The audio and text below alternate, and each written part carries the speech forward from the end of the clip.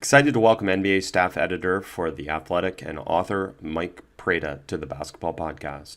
Prior to joining The Athletic, Mike was the NBA editor for SB Nation's main page. He's the author of Spaced Out: How the NBA's Three-Point Revolution Changed Everything You Thought You Knew About Basketball.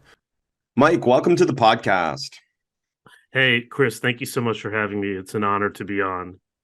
Well, honor for me too. I love reading your stuff. I've heard you on some podcasts, and your book, Spaced Out, is just great. It's brilliant. It's an enjoyable read from an entertainment. Yeah, you're holding it up. I love it.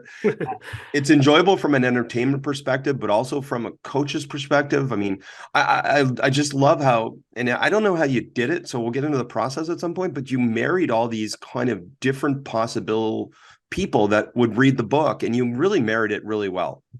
Well, I really appreciate that. Definitely was the goal. I think, I'm not a coach. I'm a writer. I'm a fan of the sport. And I'm the person that, was connected to this game, growing up with my dad. And, that's sort of my lens. And so in our business, so much of what we have to think about is how do we make this make sense to the average person?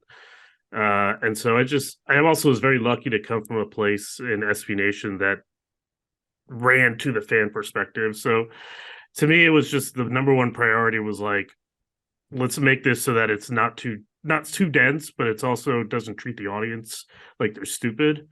And it just sort of, to me, I think the curiosity really drove the whole thing. It's really funny to hear this is like a thing that's exciting for coaches because one of the things I kept thinking a lot about as I was writing this is that like this is almost like an existential threat to coaches in some ways. Some of the things that are discussed in here. So I hope that they get a lot of it. And I hope they don't feel like, man, what am I doing here? No, and we'll talk about that because that's really what my first question was for you, which is this concept that because at the heart of the book is why it takes so long for contrarian thinking to stimulate change. To me, Mm-hmm. that was the heart of it for me because I face that, if you want to say it, existentialist crisis every day with the stuff I share somewhat too. Yeah, and I think in coaching in particular, it's really hard because so much of what this era is about, at least in the NBA, I want to be clear that it's a book about the NBA's three-point revolution. I think everything does flow down. Really, probably more accurately, it flows from overseas to the NBA and down.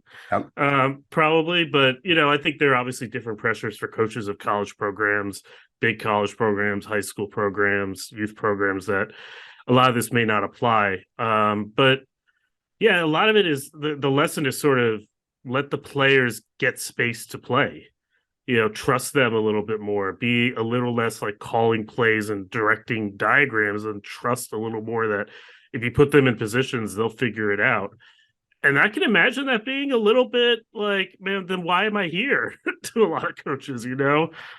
So I think it's been really interesting to watch the profession evolve as much as watching the game evolve to kind of address like what is it that I do as a coach to help these players succeed if I'm not telling them you're going to set a pin down screen at exactly this time and curl out here, and you're going to throw the ball into the post exactly here, and everybody's going to stand still until the post player gets exactly here. When you're not doing that direct role, I can imagine it's really hard for a coach to be like, how can I most affect the players while also feeling like I'm valuable?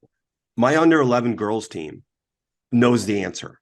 It's always Yeah. space. It's always space. That's it. So, Yeah. like, what you share does connect at all levels. Now, to the extreme, like, we're not shooting threes, but the goal is the same to create space. And what's the goal for the defense? To take away space. And it's such a simple way of being able to explain the game. And that's what I love about what you've shared. So maybe just start first with talk about the importance of space as it related to the NBA and the development of this modern NBA game.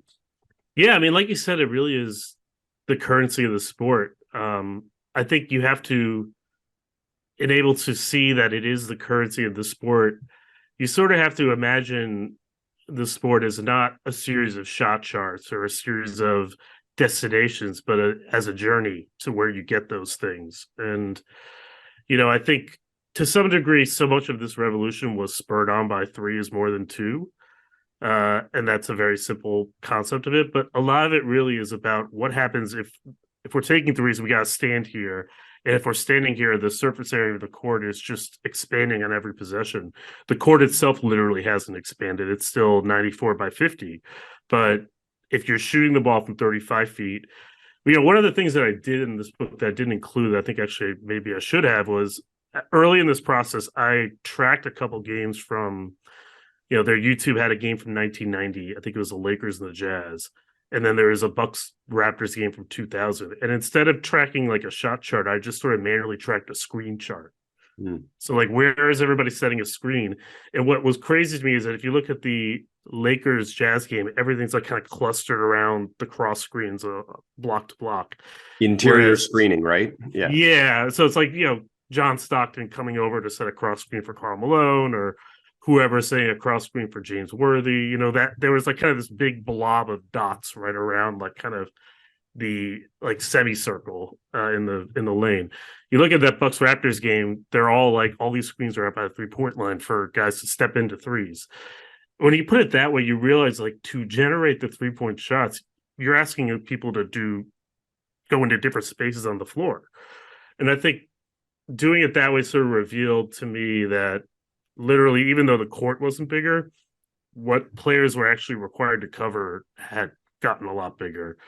And that's really where the whole thing kind of started. I kind of would think to myself, what does it mean for all these different things, whether it's schematic, whether it's players themselves, that, one day, essentially, maybe over 5, 6, 7 years, the court is twice as big.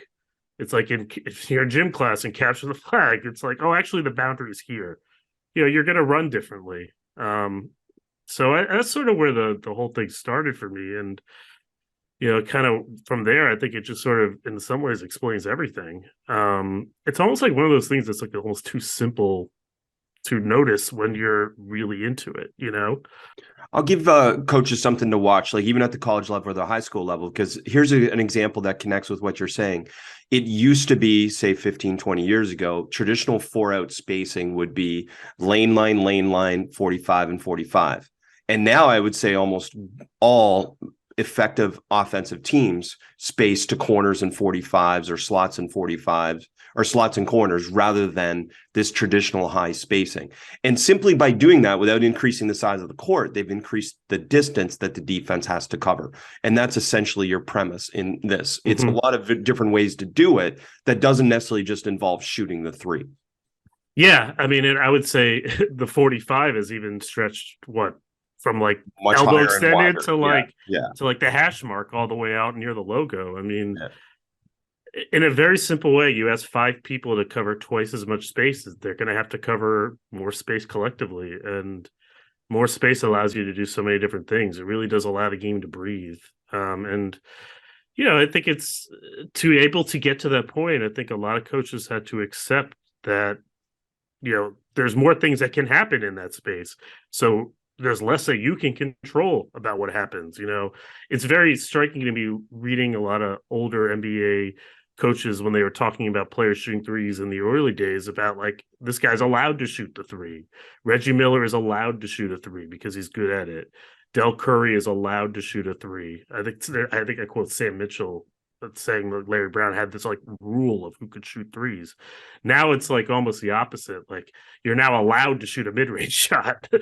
And just to kind of get it from, I'm not trying to control what you shoot, but I'm trying to create the chaos in the defense's mind. That's a fundamental shift for how coaches think, I think. And I think that explains a lot. It does. And even now, like, I still hear it from coaches all the time. Oh, they've got to earn the right to shoot the three. And I'm like, okay, I get that from a percentage of makes perspective, but not from a player development perspective. And if we're talking below the NBA level, we're generally talking about player development. And you know what? The best player development is obviously to be able to create space and advantage for your teammates. So that ability to shoot the three, again, my oldest daughter shoots threes. She doesn't shoot them well yet, but it's how old is your daughter? She's 11. She's 11. She's on the team. Wow. Yeah. So the mindset of her is, and again, for her future development, I said, you don't have to be a good shooter now, but you have to have this mindset that this shot is actually going to determine your success. And to me, that's the part that I think coaches don't connect for players. It's not that we want them to shoot a whole bunch of threes, but we want them to understand the possibility and what that creates for them. Yeah, something. One thing I talk about in the book is this rise of this point five mentality that really dominates the NBA now. I sort of trace it back to Greg Popovich and that 2014 Spurs team, but it probably goes back even further than that. And I don't know. I'm 35, and when I was growing up, I was never very good, but like we were always taught triple threat. You got to kind of catch the ball, put it down by your shoulder, and that means you can pass, dribble, shoot, and you can scan the defense. Well, the triple threat is a very static position. You have to get into it and then sort of read. Point five is entirely a different concept. It's the act of acting quickly is actually making all of this better. And if you have to act quickly, you have to then, I think, as a coach, accept that some of those shots are going to be long threes. Some of those quick decisions are going to be shot, and some of those quick decisions are going to be shots from far away and all of that. And that is, I think, very hard to wrap your heads around. The idea of like we're supposed to get a good shot, you're short circuiting that by giving this freedom over, and I think that's just hard to accept. I mean, even listening to like Steve Kerr talk about the Warriors and the way they play, I mean, he's always harping on turnovers, turnovers, turnovers. Well, I'll tell you one way you don't ever turn the ball over: you don't ever do anything. So it's sort of that push and pull, and I think for coaches it was a lot of maybe erring on the side of trying to control, and now it's erring on the side of sort of exploiting that chaos. And that's why I think it's sort of an existential crisis. Like, if I'm just letting them do what they want, what am I doing? Fascinating. And for Golden State in particular, there's more turnovers because there's more ball movement and player movement than a lot of teams. Whereas, the Harden Rocket type teams, I imagine the turnovers were pretty low because there's less passes, less ball movement. Absolutely. Yeah, absolutely. I mean, Mike D'Antoni was one of the first people to really think this. I think he had these famous quotes that was like, if I'm a high passing team, we're going to be, if we shoot quickly, we're going to be a low turnover team. Or if I'm a high passing team, we're going to turn it over more because there are more opportunities. So, yeah, I think it's just a mindset that's hard for people to wrap their heads around. Well, and the part that connects for me is, I mean, and you share this, the most important lesson of the 3-point revolution, and we're talking about this. It's not about the effect of taking all those threes, not the threes, or it is about the effect of taking all those threes, not about making the threes themselves, right? It's the effect of this whole thing. So what does it do? It creates more space for driving. It makes, and to be honest, I think the other part that I thought you connected really well is it connected the fact that there's actually more room for innovation. And I find coaching way more innovative nowadays than it was 15, 20 years ago, even. Yeah. I mean, I think there are a lot of reasons for that. One is just the rise in technology. I mean, the very fact that I can go on YouTube and watch a video of how Red Star Belgrade runs their offense or something like that is just something that wasn't available 15, 20 years ago. So just the innovation curve is higher. I think that's definitely a huge factor.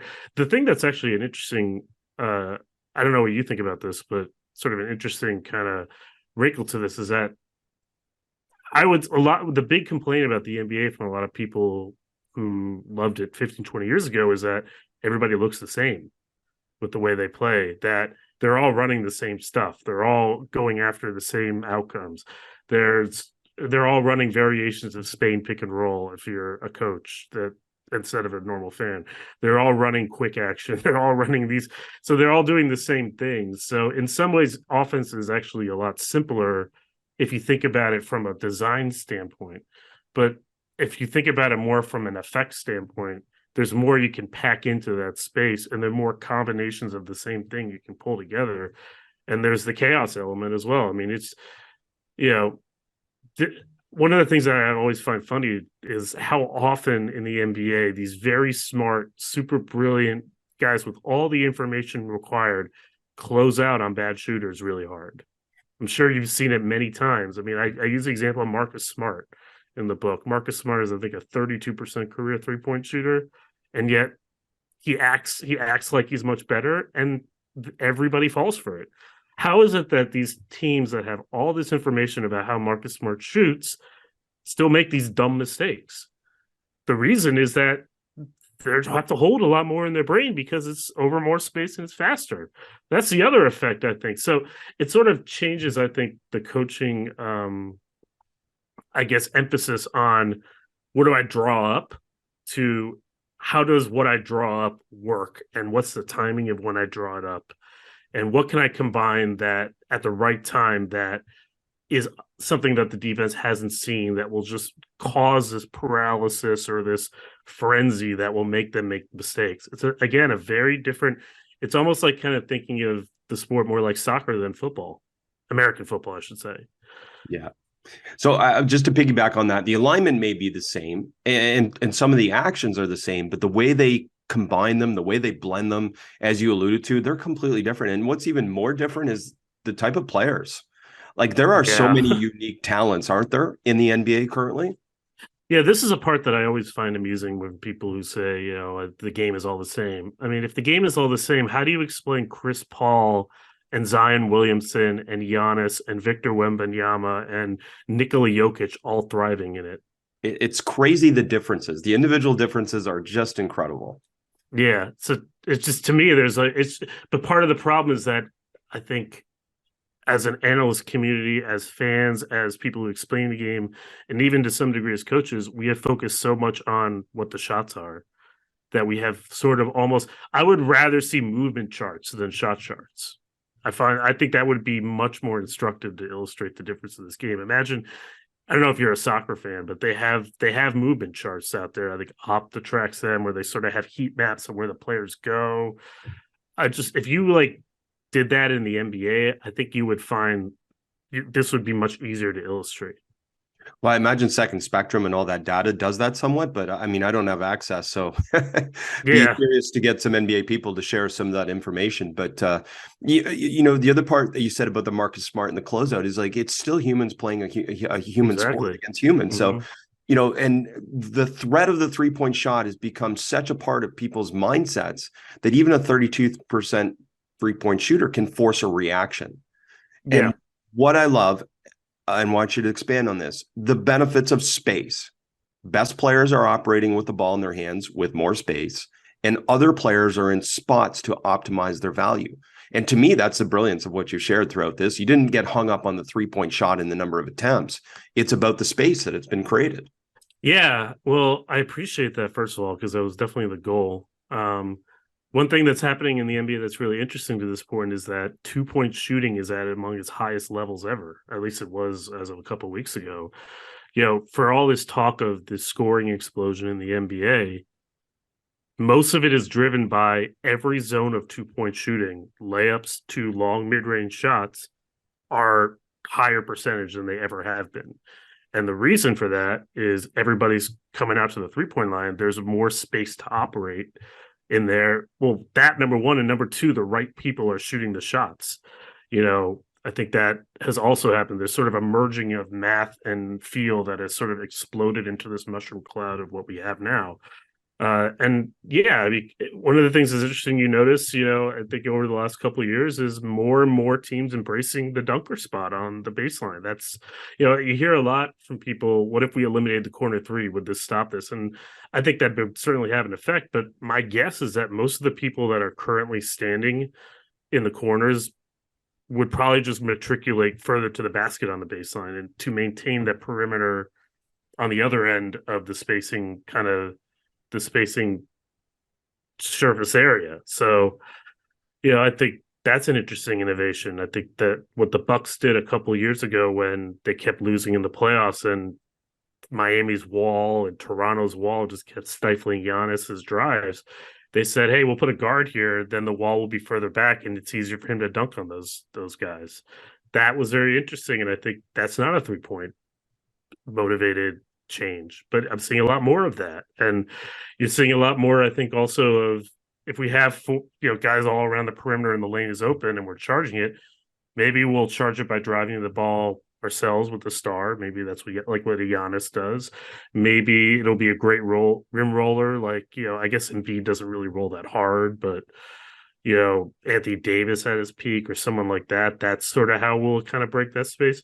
Or maybe we'll run this screen here, and then the guy in the slot will do a 45 cut, or the guy in the corner will backdoor, and that's where our attack angle is. Or maybe what I'm seeing a lot more now too is we'll shoot the shot, and then everybody will be in rotation, and our corner guy will loop out to like the middle of the free throw line and grab a rebound.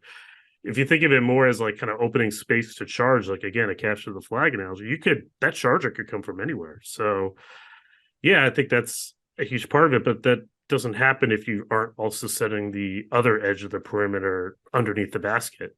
That's I think the other form of, we can't really go any further back than the midcourt line in a half court possession, but we can kind of creep along the baseline a little bit more. You said people that don't like this or want to change this. I'm like, who are those people? Because the game's never been better. Like the skill that's on display has never been better. And we're going to get into this later with you about how defenses are going to adjust and create some kind of potential solutions. But I'll just share a simple example. My 9-year-old daughter, if I'm watching a college basketball game, unless it's one or two teams that she knows plays fast or tries to score, she won't watch it. She goes, Dad, can we watch the NBA or the WNBA? It's so interesting. Yeah, it's like at that level, she understands, oh, these people are trying to score more than the others, so the game's more enjoyable. Yeah, it's very interesting why there is this undercurrent of frustration about the current game. I think there are just so many complicating factors. But to me, it all comes back to, I don't think people realize how much changed so quickly. It's hard for all our brains to adjust to change. When your court doubles, essentially, even though the court is not doubled, I mean, it's jarring. It's like you're watching a whole different sport. And if you grew up liking the sport looking one way, it's, for a lot of people, I think it's very hard to adjust to that. I also think that because it moves so fast, it almost paradoxically can be harder to follow. I don't know about what you think. I mean, it's like a hockey problem, right? If you go watch hockey for the first time, you're like, I can't follow the puck. Absolutely. I feel that way watching hockey. Yeah. Like, do you remember when they had the light on the puck, like totally back in the day? Yeah. I like that. Yeah. Everybody in hockey hated it. That's why purists hated it, but for the general fan, it made sense to be able to follow the puck a little bit easier. Yeah. Yeah. So it's interesting. I mean, I don't know what it's like for you when you watch a game, but I obviously am trying to look off the ball as much as on it. I find that like watching a game, sitting down for like, watching a DVR of a game, it's more exhausting. I have more to follow, just because my eyes are just darting like this. And I know I don't watch the game like most people. The average person is, doesn't have to watch it in that complex a way, but yeah, it's harder to follow. I think when you had like no illegal defense, you could just throw the ball to Shaq and clear out, and it was just everybody's eyes knew exactly where to go. And now the same thing that makes it more amazing and cool for people who are coaching or people who are really watching obsessively is also what makes it harder for casuals. That's such an interesting point. I agree with that. Like there's so much more, and that's where I don't get the argument that it looks the same. Like there's so much variability within the game now. And I agree with you. Like it is much harder to watch in a sense. And I've never thought of it that way. It is also much different, by the way. Everybody is much different than 1990s. So it's like almost like relatively speaking, right? Mm-hmm. Even the team that plays the most like a 90s team looks nothing like a 90s team. So it's very easy to focus on how different it is instead of sort of looking a little closer at how different everybody is within the spectrum. It's like we're on a whole different plane in a lot of ways. So I didn't mean to cut you off, but I think that's that's great. An interesting sort of way to think of it is, if everybody is almost like kind of just so far removed from what people are used to that it's just hard not to focus on that first. Well, and I think sometimes people lose perspective on the fact that the goal of creating this space is not to shoot threes, it's to score more layups and get fouled more, right? And sometimes we lose that perspective when we see 43 shot in a game. But if you look at the scoring overall, like rim attempts are probably higher than they've ever been. Certainly rim percentage is higher than it's ever been. And yeah, like the 2-point shooting is better. Yeah. I mean, that's what Mike D'Antoni would always say. But, you have to, in order to, profit off a threat, you have to present the threat. Mm-hmm. If you're not going to shoot the three, why am I guarding you out there? And I think that was maybe a point that people had trouble wrapping their heads around. And you mentioned off the ball. And I think that's the other part that for coaches, I think this is the part that we really geek out on is how many different variations of off the ball cutting is now happening. And people say, we don't screen off the ball. We don't do as much screening maybe, but like cutting drives, which we call second cuts, or, different types of actions off of the, short roll and someone cuts, and all these variations of cutting have just made the game so interesting to watch off the ball. Look, I'm with you 100%. What I find interesting is how many people say the opposite. Yeah.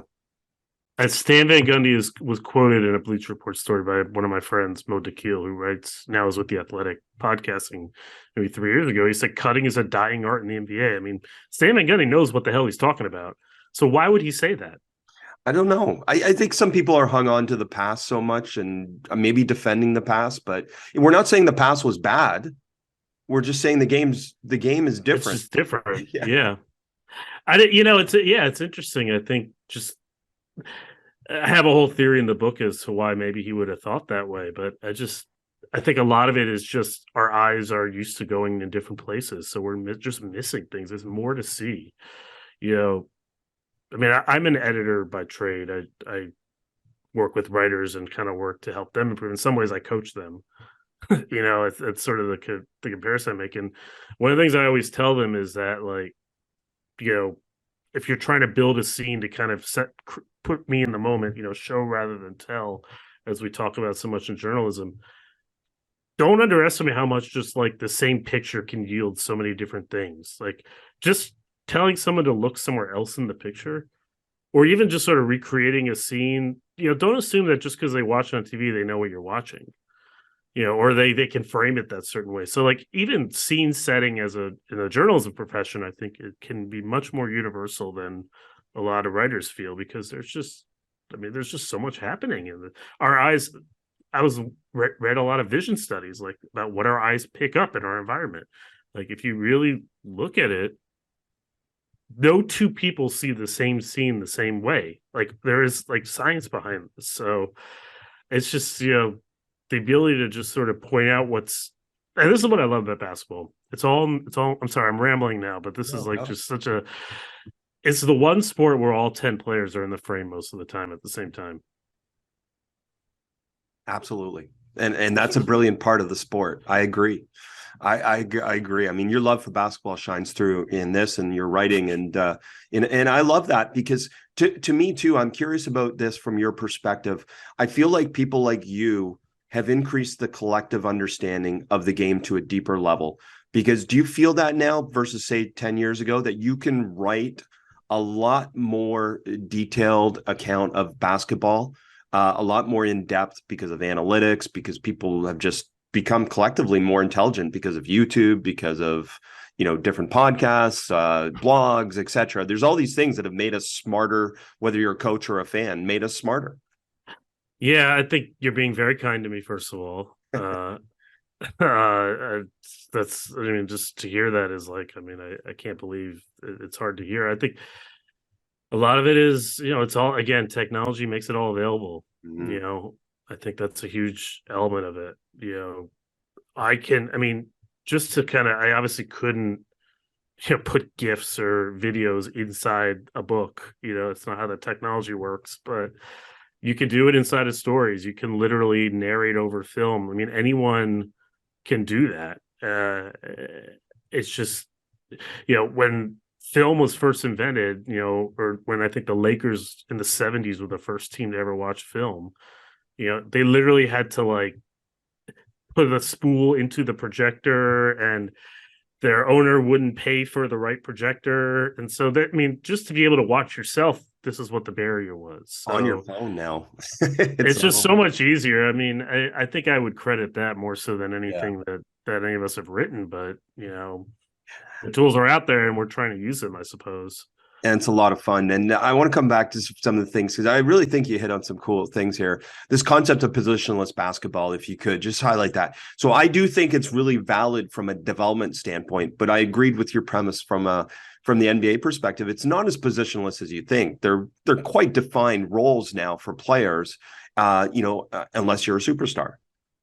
I'm actually interested to hear a little bit more about how developmentally it's helpful. How much of that is perhaps based on the prior understanding of positional rigidity? One of the things I did in that chapter was sort of literally go back to when Naismith invented the game. And it was like, they're called guards, forwards, and centers because 3 of them stood in the middle, 3 on this side, 3 on that side. Like that's literally all it is.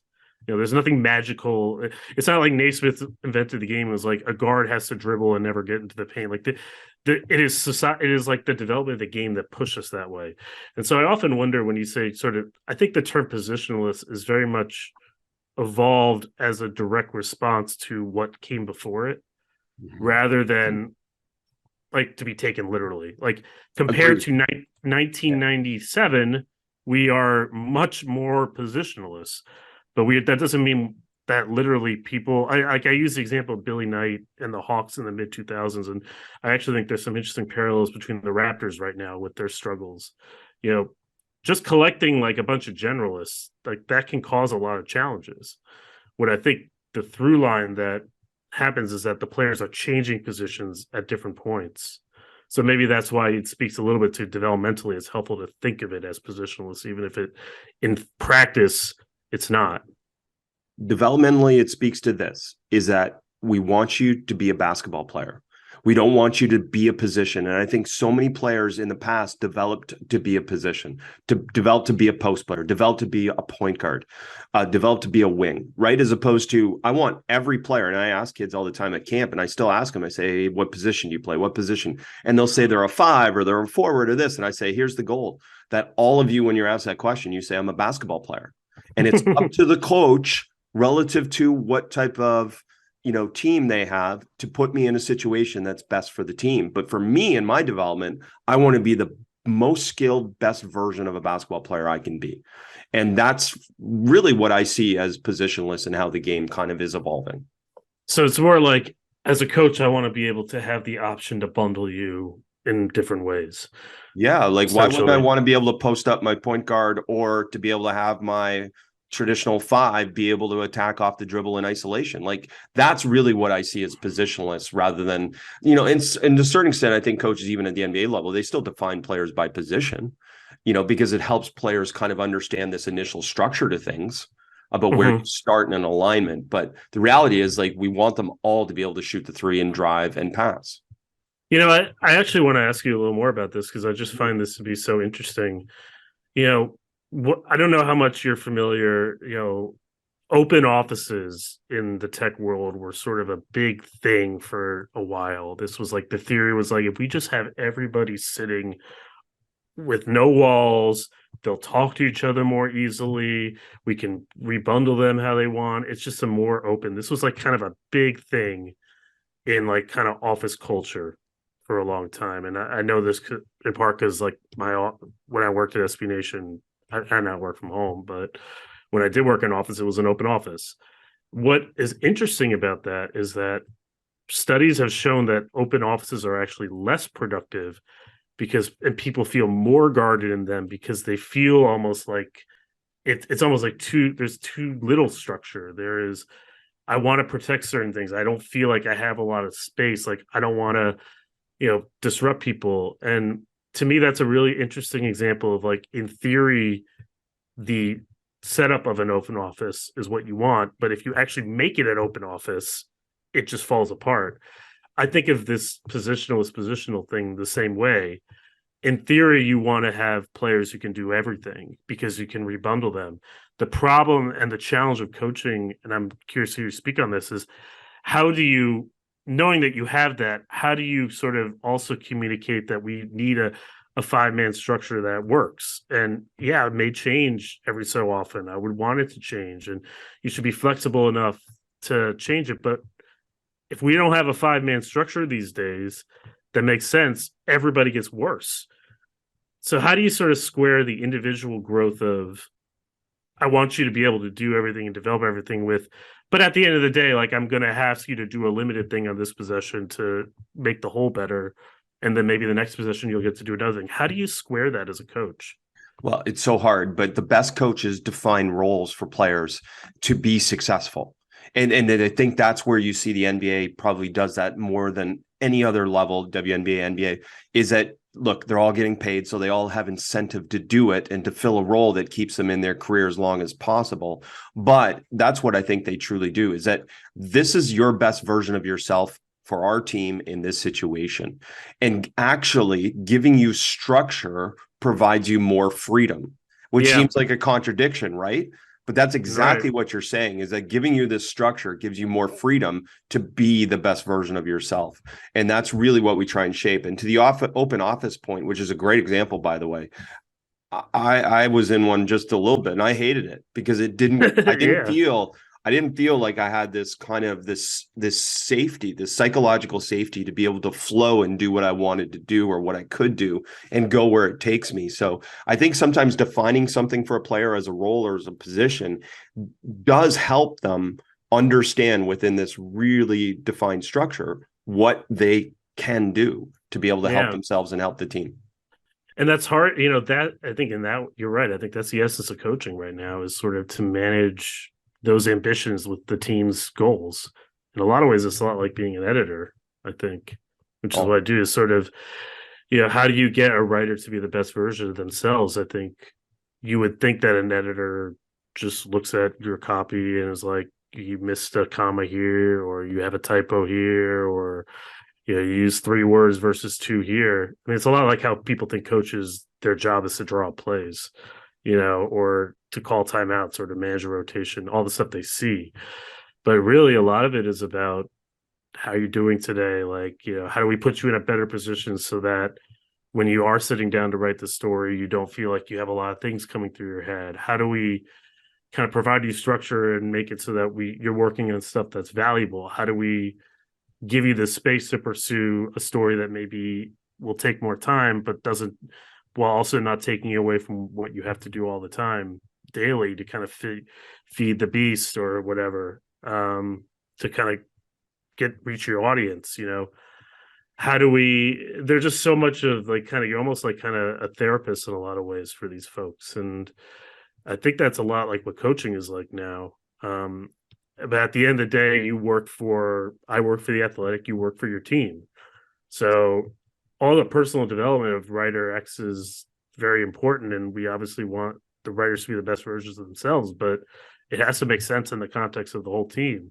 You can't have 6 writers who want to cover the same story, So how do you sort of manage those ambitions and I mean, ultimately the goal of basketball is for the 5 to equal more than the sum of its parts. I say basketball works best when 1+1 doesn't equal 2.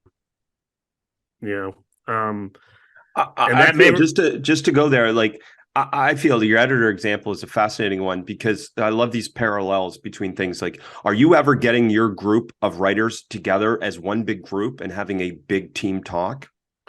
it depends a little bit on how you're structured. I think that's another question you have to ask yourselves a lot. I mean, we obviously, the Athletic is so many different writers Right. doing in so many different places. I think in my old job was a much smaller staff, so there was a lot more of this sort of these places where everybody was there. But I think the challenge, there's a flip side of that challenge too, where if everybody is there, then you have 5 people suggesting things, and you have to manage that. There's a tricky balance. But we have a Slack channel that is just all the writers. We have a Slack channel, it's all the editors.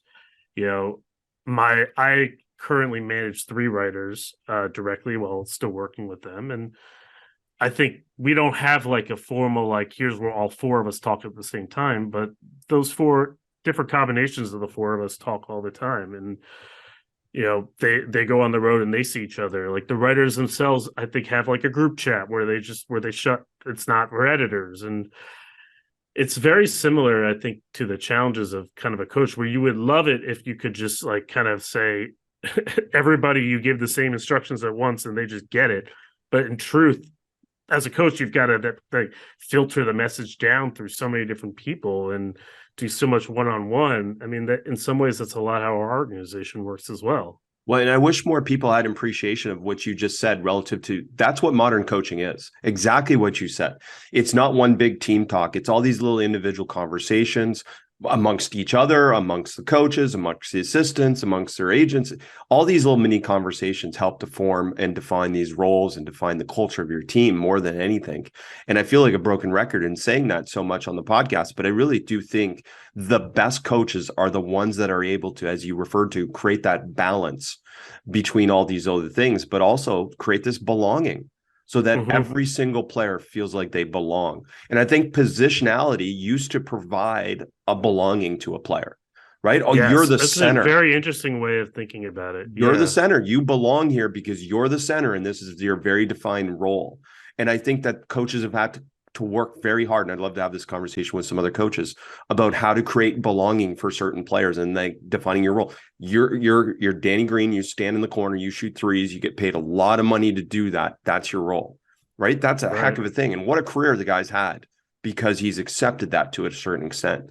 So these things are so Yeah. fascinating. Yeah. The sense of belonging. Wow, I hadn't really thought of it. That's a brilliant way of putting it. And you see that with so many of these young players who, you know, are playing a role. I one of the writers I work with is our Pelicans writer, and they are a team that has all these young players who are trying to find themselves. And one of the things that their coach is just amazing at, and I just marvel Willie Green at how he's able to do this, is you've got guys. How many guys do they have that have been drafted in the last 5 or 6 years trying to like establish themselves, and yet they all seem to have a role. I know they've struggled recently, but they're still ambitious and want to be the best they can be, but like they still fit the role they have. I mean, that to me is just like incredible to sort of witness and hear. And this is why I think it's to circle back to the existential crisis of coaching.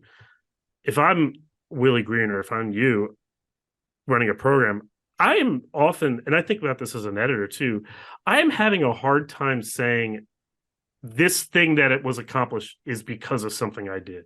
Hmm. Do you know what I mean? You know, it's not like if I have a position and if players have a position and I say your position is a center, which means you do these three things, or the one that I really cite in the book at one point is like, if I have plays, I can say, you ran the play, you're doing what I asked. You didn't, see ya. That's easy in some ways. I know where my impact is. But in a situation like this, how do you like, I just think existentially it's such a challenge. You know, everything and nothing is your responsibility. Well, creating value or sorry, supporting a player's value is harder, is what you're saying, basically. Yeah. And I think that's where analytics and some of these other things have really helped create it. But I know video as well. Like I know some really smart coaches. I've shared this before. Like they've created video edits of a player who sets a pick and roll, rolling and not getting the ball, and Mm-hmm. showing the value of them rolling hard and not getting the ball. Say they draw people, they create space. Space is always the answer.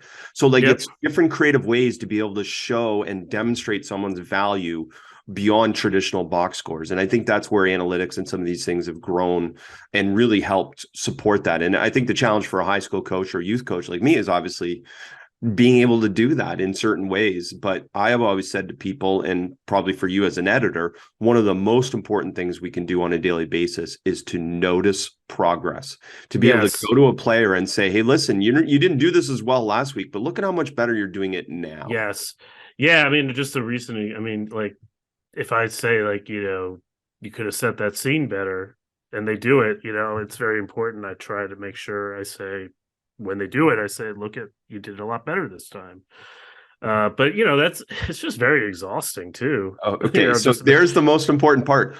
All of this is much more exhausting. So when people talk about the size of a coaching staff now, like yeah, we can kind of joke about it. Like they used to have 2 coaches on the bench, and now they have 10 and plus a whole bunch behind the scenes. But to your point, it's exhausting now. Some of these things, all those individual conversations cannot be all just a head coach. They've got to come from different people. All the analytics got to come from different people. So if you're yeah. doing it right, all these things are exhausting. Yeah. Yeah. And and as a coach, like, I mean, maybe I'm only one who thinks this way, but like, if I employ, or if I like kind of ask another editor to help break a sort of tension point, and they do really well, do I get credit or does that person get credit? Am I valuable because I knew who to pass that on to, or am I less valuable because somebody else solved the problem for me? And I think that's a really hard mental hurdle to overcome. And the last thing I wanted to, I mean, this is a slight diversion, but just to go back to your point about showing them that, hey, when you roll, this happens. One of the big lessons of this era is it's much harder there's much more indirect impact that all these players have on each other. that is paradoxically, we have better ways to measure it, and it's harder to measure.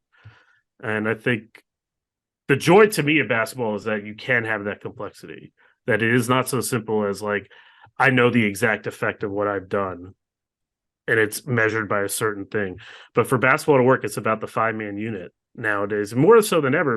No illegal defense and added space and all these sorts of everybody being rebundled in different ways. I mean, that's beautiful, but it's also challenging. And I think to some degree that explains why I think the sport is in its best place, but a lot of people don't. I think that sort of explains both of those things. Yeah. And what you referred to, the subtleties of the game, is the part that I think I personally am so aligned with. It's so enjoyable to watch the subtleties of the game. And instead of taking this big picture, we're just shooting a lot of threes. Just like there's so many subtleties to how teams are shooting threes and how they're creating threes and the threes off the dribble and the skill that requires. It's just such a beautiful game to watch, and it's so fun. Before we move on, I want to get to the defensive side a little bit and get your opinion on kind of, we've talked about this impact on offense and the space created. So what do you foresee as some of the solutions going forward in terms of some of these challenges, which is now it is largely an offensive game in some people's opinions? Yeah, it's really hard. I mean, I think the first thing you have to do as a listener, as a viewer, or even as a coach is to sort of understand that it's just a simple math problem. 5 people in twice the space. What are you gonna? You can't add more players. You can make the players a little bit longer. We just have to recalibrate a little bit of what is success, I think, in some ways. One thing that I think happened maybe that this year is actually kind of fought back against in the NBA is, there was, I think, a time where the technique of defense was not measured up to the space, I think, in terms of how we slid and how we closed out and just the rigidity of the step slide, defensive slide method, rather than thinking of it more as like, you have to cross step or turn and run and hit flexibility. I think there was a period, I think maybe I would say the last 3 years, where some of those things have been corrected. And I think last year you saw a little bit of the effect of that. Now I think the problem is that team offenses have responded to that by saying, okay, now you can guard us out here. Well, great. Now we have all this space in here, and we're going to find different ways to use that, whether it's duck-ins. I think there's been a lot more 2-point, like people matriculating inside the arc now. And so I think the real challenge for defense going forward is, at some point, you just have to decide what you're taking away and what you're willing to live with. I sometimes think that maybe just because the players are standing and shooting threes, like, okay, they're going to hit some of them, but like, do you have to close out on all of them? Is there a zone of the court that you need to force people to in a more direct way? You're seeing a little bit of that in the NBA this year, where like kind of if the guy's kind of forced in isolation, you'll see them sort of send the hit trap at them, I think is what it's called, where they had sent a second player, from the wing and try to force the ball out of their hands. I mean, that has its drawbacks, but at least you're controlling what the offense is doing.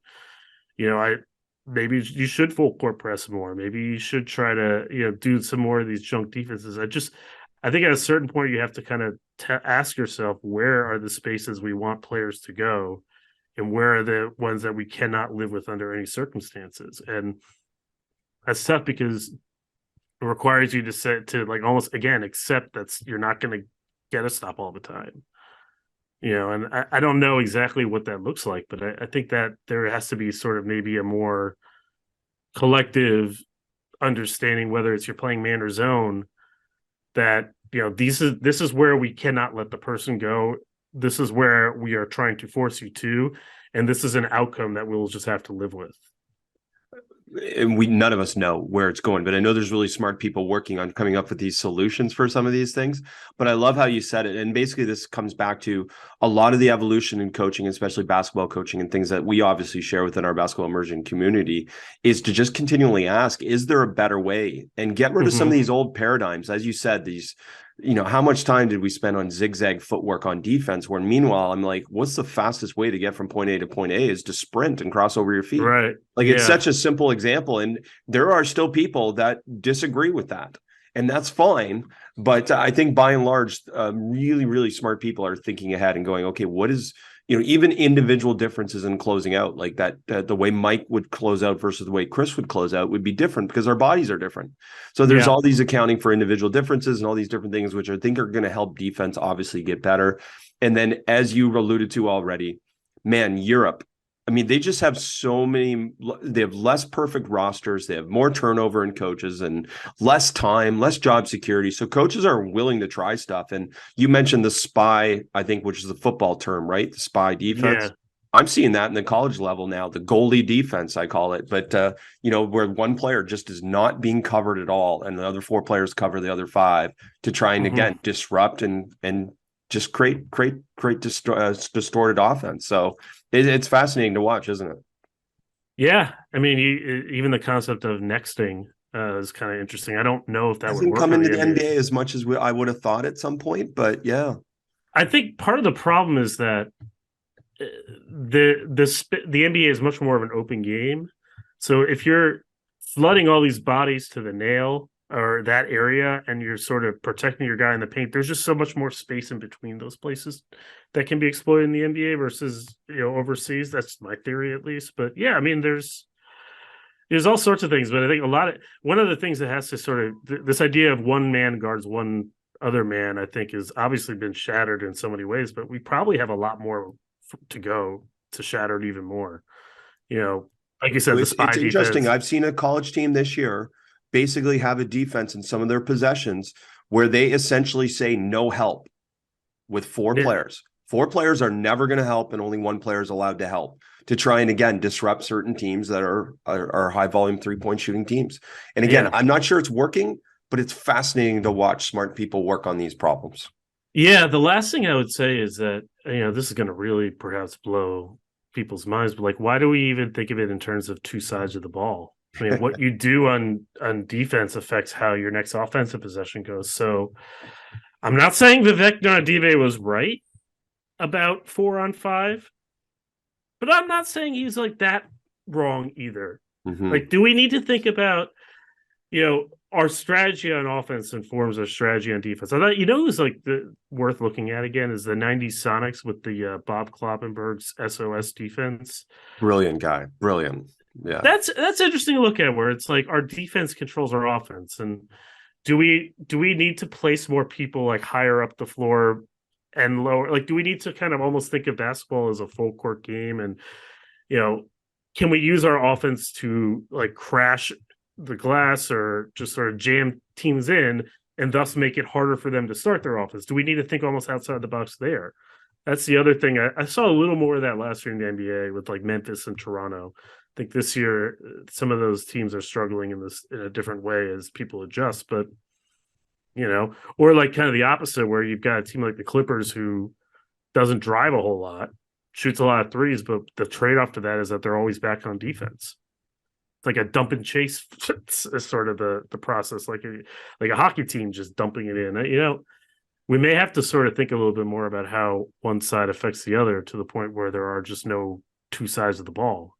I love it. And, like in Europe, in high school, in college to a certain extent, there's no superstar problem. And when NBA people or WNBA people deal with these problems, one thing that does say discount tagging up as a system, which is this super aggressive offensive rebounding system where five go to the boards, or full court pressure, is what to do with a superstar.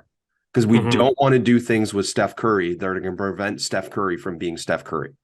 And that's a challenge, right? Whereas at the youth levels or different youth levels, like it's less disparity in talent. So you can do things that are a little bit more extreme or outliers. So it is a curiosity, but I do know some NBA teams really looked at tagging up as a concept. And then they just decided they can't do it with the players they want to play for 30 plus minutes who are so important on offense. Well, what if you didn't play in 30 plus minutes? There you go. We're going to be curious to see. Or what if, the same thing that could be a disadvantage could be an advantage. Mm-hmm. I'm not saying that like every team should have an offense like the Mavericks and Luka, but like, look, if like kind of there's a way to make it so that those four players play harder on defense, like maybe 1+1 was worth more than two there. I mean, the same thing that's a problem could be an opportunity if you frame it the right way, but it's hard. I love it. I love your optimism. I love the way you approach it and look at the game. And It's yeah, a lot just easier said than done. I mean, I don't have to actually do it. So, it's easier to sit here and just be like, oh, why don't they try this and this and this? But I don't have to talk to Steph Curry about it. well, I wish more fans and people like analysts like yourself would approach it from that perspective of thinking about possibilities rather than criticisms. Because again, like as a coach, we have to choose one thing, or we have to choose amongst these three things, for example, to do. And we're not always right because the other team's trying to do something against what we're doing. So it's not always a question of bad coaching. It's just a question of sometimes it just didn't work. So what are some other possibilities? And if we talk about possibilities, we'll keep moving the game forward, in my opinion. Yeah, well, I hope I can keep trying to do that. It's just, it's hard. It's a results business. I mean, again, just as the same way that journalism is, if your stories aren't doing numbers, or if we're not breaking sort of news, if we're not, meeting our deadlines, like at a certain point, like we just got to get stuff on the board. That's the hardest part. Mike, this has been tremendous. It's been a lot of fun to talk to you. And, I love these conversations because it doesn't always go where I think it's going to go. And that's part of the fun of this as well, talking to people that love basketball. Spaced Out, How the NBA's Three-Point Revolution Changed Everything You Thought You Knew About Basketball. It's available anywhere you buy books, Amazon, and etc. And just a tremendous book. Coaches, I can guarantee you'll enjoy this from an entertainment and from a learning perspective and from stimulating thinking. So, Mike, again, congratulations on the book. Well, thank you so much, and thank you for having me, and keep up the great work that you do with your community. It's very interesting to hear people talking about this in real time.